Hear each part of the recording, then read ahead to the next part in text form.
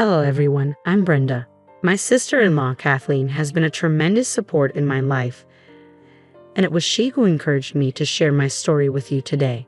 Kathleen and I have always been close, especially since we worked together before I met my wonderful husband, Larry, through her. I'm deeply grateful to Kathleen for playing Cupid because Larry and I have built a beautiful life together. However, while Kathleen and Larry are incredible individuals, my relationship with Larry's mother, Grace, has been quite the opposite. From the moment we met, Grace made her disdain for me clear, creating a strain in our relationship that even Larry struggled to ease. Despite his efforts, Grace's hostility never faded. Things escalated at our wedding when Grace wrongly accused me of ruining her dress, an incident that caused friction between Larry and me.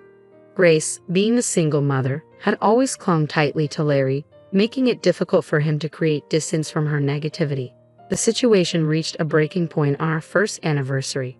Kathleen, ever the protective sister-in-law, discreetly warned me about Grace's plan to publicly humiliate me. She intended to accuse me of stealing a precious family heirloom, a necklace. Despite my attempts to resolve things, Grace was set on causing harm, adding another layer of tension to our already fragile relationship. As our anniversary approached, I felt torn. I wanted to celebrate peacefully, but Larry insisted on including his mother. Grace's potential interference loomed over the celebration, threatening to overshadow what should have been a joyful milestone. I longed for a day filled with love and laughter, but Grace's scheming weighed heavily on my heart. Although Kathleen had confided in me, I hesitated to tell Larry. I believed he needed to see his mother's actions for himself. On the day of the anniversary, I stayed vigilant, watching Grace closely. Thankfully, the day passed without major incidents, but Grace eventually cornered me when I was refilling my drink. She accused me of trying to take Larry away from her. Her words were bizarre and seemed completely unrelated to our celebration. She claimed I was the reason Larry was distancing himself from her, her tone dripping with ominous threats of what she had in store for me. Kathleen, sensing the brewing storm, remained by my side, ready for whatever Grace might do. Not long after, Grace excused herself, saying she was going to put on her jewelry. When she returned, she acted distressed, claiming her necklace and earrings were missing. Kathleen and I exchanged knowing glances, realizing Grace was trying to execute her plan to frame me. Despite her convincing performance, we stayed calm, watching as she attempted to turn the guests against me. Amidst the questioning, Grace paused dramatically, insinuating that I had stolen her jewelry. I was the thief. What are you talking about, Mom? Larry interjected, clearly perplexed. You probably just misplaced them. It's not like we have strangers here. How could they have been stolen? But Grace pressed on. No, Larry, this isn't a case of misplaced jewelry. No one broke in. It has to be your wife. She's always admired my jewelry a little too keenly. The room fell silent, shock visible on everyone's faces as Grace pointed accusingly at me. Larry looked embarrassed by his mother's outburst, but his faith in me did not waver.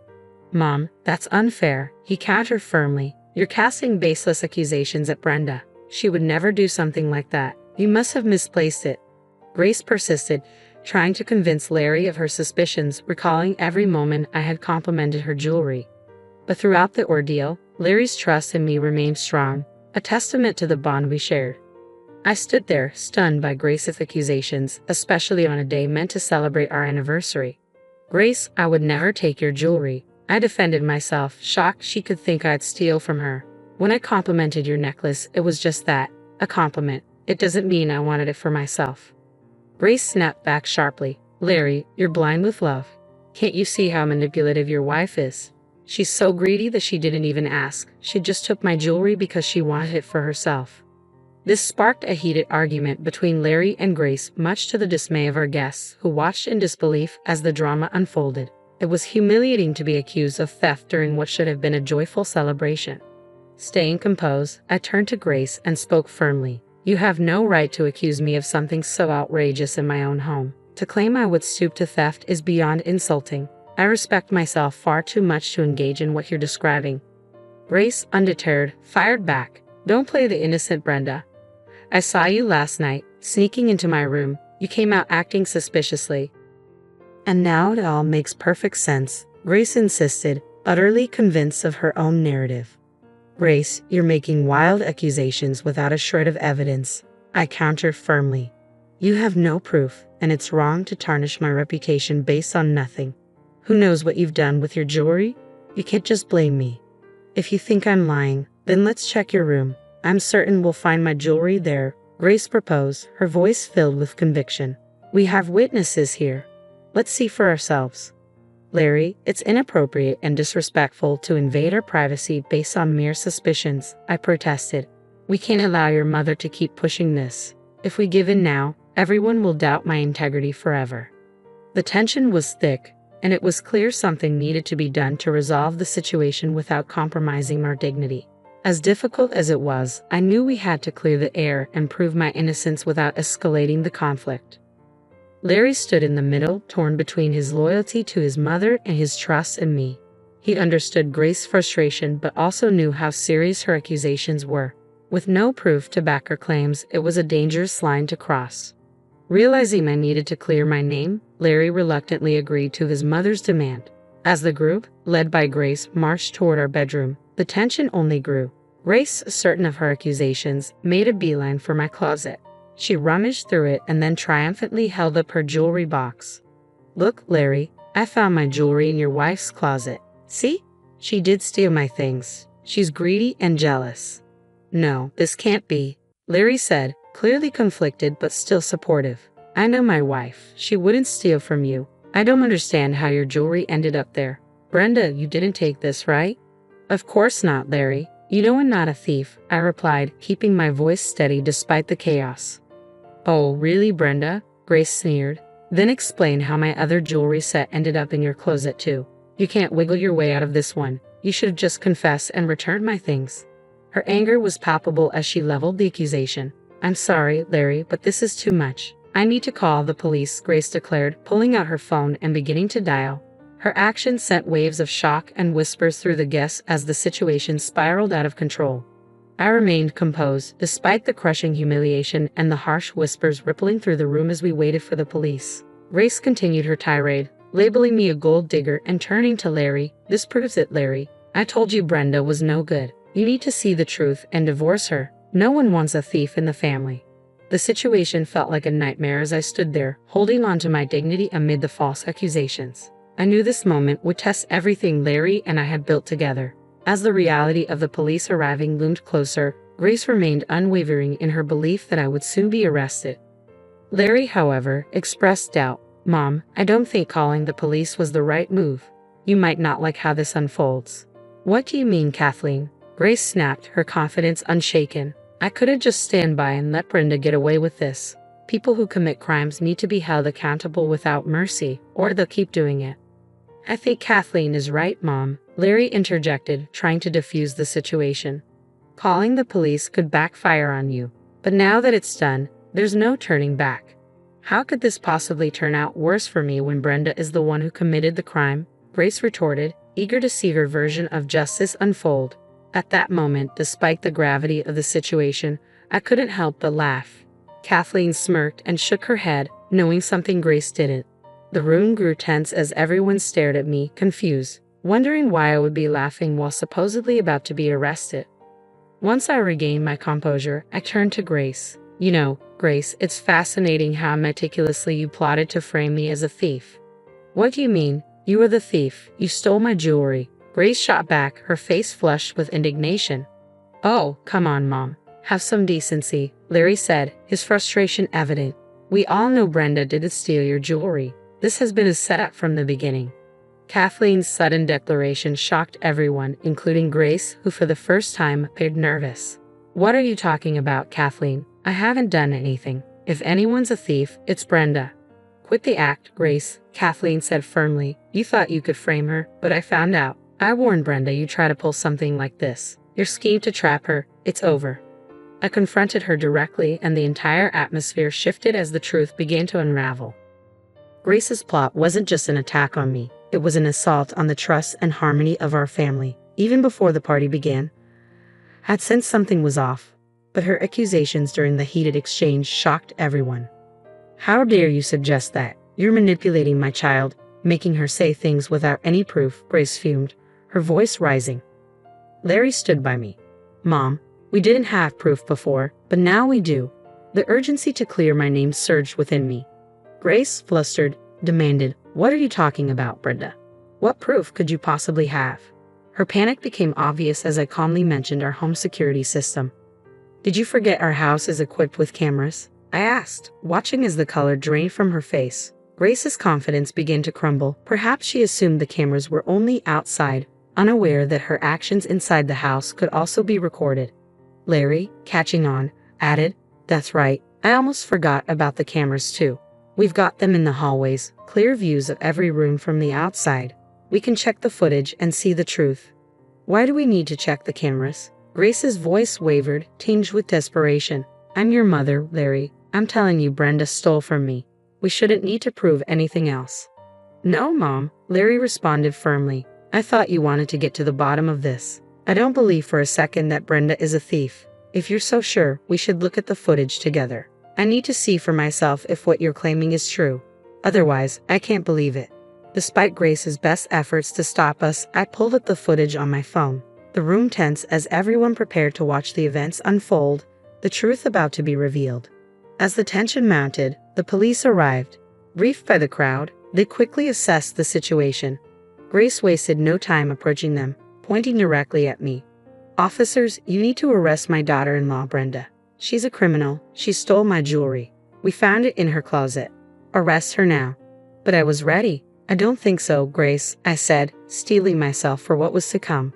I turned to the officers, interjecting firmly, "I have proof that my mother-in-law set me up and is making false claims against me." One officer asked, "Do you have solid evidence against her?" "Yes, I do," I replied confidently. "My home is equipped with security cameras, and here is the footage from yesterday." I handed my phone to the officers, and they began reviewing the video. Larry and the others watched closely as well. The footage clearly showed Grace taking her jewelry box from her room and entering mine while I was out. Moments later, she reappeared without the box, confirming she had deliberately planted it in my closet to frame me. The revelation stunned everyone, especially Larry, whose expression shifted to one of anger and disbelief. "Mom, how could you do this?" he demanded, his voice thick with frustration. "Brenda has been nothing but kind to you, and you stabbed her in the back like this. What is wrong with you?" Grace, now panicked and tearful under her son's piercing gaze, attempted to explain. "Larry, please let me explain." "No. Just no." Larry cut her off sharply. "I don't want to hear it, Mom. I'm done. I'm so done with how you tried to destroy my wife's life and reputation on our anniversary. I will never forgive you for that. I can't believe how low you stooped. I'm ashamed to have a mother like you, and I don't think I want any contact with you from now on." Larry's words hit Grace like a sledgehammer. Kathleen, who had warned about this possibility, nodded in agreement, her concerns now fully validated. The police, having reviewed the footage, realized the accusations against me were unfounded, confirming my innocence.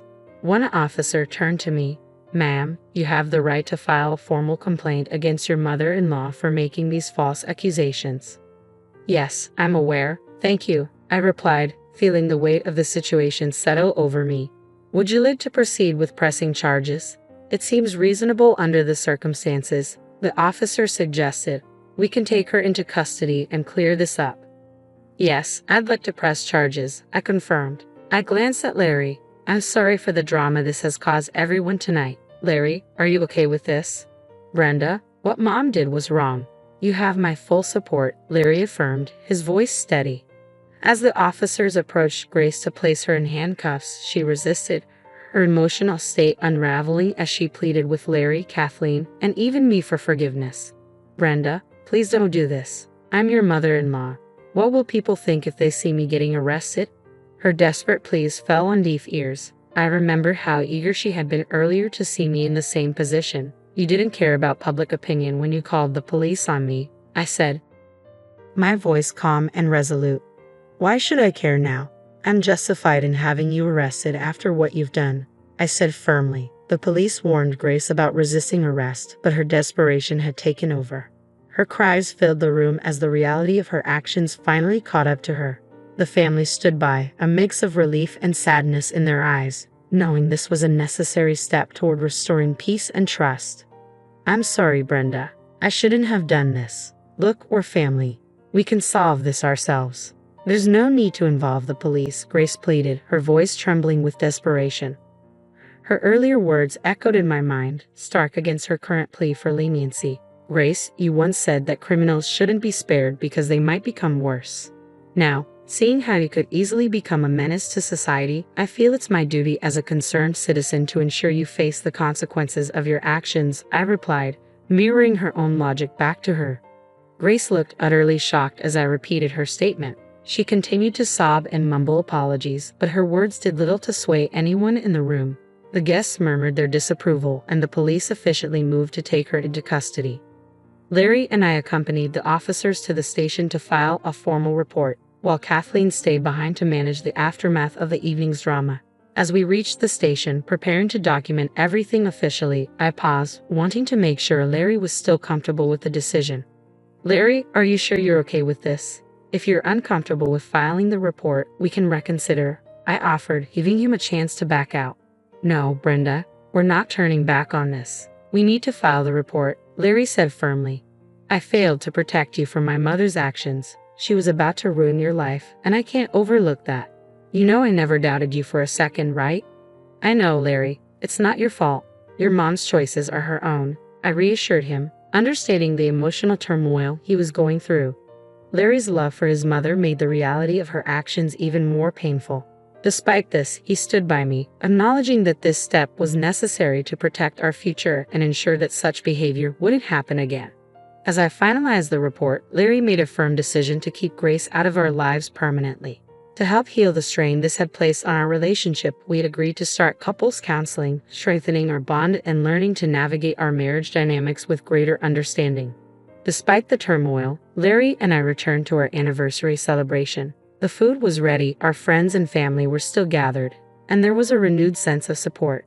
We saw no reason to let one person's actions ruin our day. It was, after all, our anniversary, and we decided to continue the festivities, enjoying ourselves with those who truly cared. Even Kathleen had a wonderful time, sharing in the joy and laughter that filled the room. Meanwhile, Grace, my mother-in-law, faced the consequences of her actions in jail. Ultimately, she chose not to let the case go to trial and agreed to a settlement through my lawyer, which provided me with a substantial sum in compensation. Though she avoided a court case, I hope this experience would prompt her to reflect on her behavior. Since then, Larry, Kathleen, and I, along with several other family members, have cut ties with Grace completely. Some family members were hesitant to block her immediately, likely out of fear she could stir up more discord. However, distancing ourselves from her has brought peace. Larry and I have seen significant improvements in our marriage. The counseling has helped us rebuild with greater teamwork and understanding, and we are now looking forward to our next chapter together. We're expecting our first child.